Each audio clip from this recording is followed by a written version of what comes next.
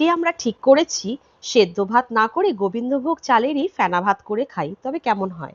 যেই ভাবনা সেই কাজ।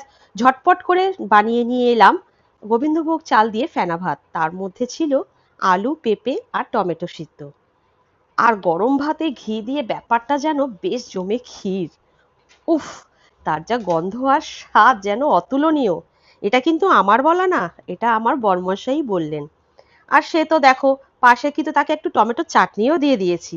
আর টমেটো সেদ্ধ আর ফেনা ভাত মাখিয়ে টপাটপ গালে দিচ্ছে, আর প্রতি গালে বলছে, কি গো, সব সময় কিন্তু তেল মশলা না, মাঝে মাঝে আমাকে এরকম গোবিন্দভোগ চালের ভাত করেও কিন্তু খাইও।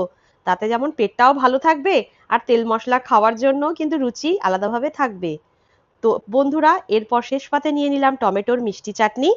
কারণ একেবারে প্লেন খাবার, একটু চাটনি ফাটনি হলে বেশ ভালোই জমে যায়। তো আজকের ছিল ভিডিও আমার এই পর্যন্ত। তোমাদের কেমন লাগলো অবশ্যই কমেন্ট বক্সে জানাবে।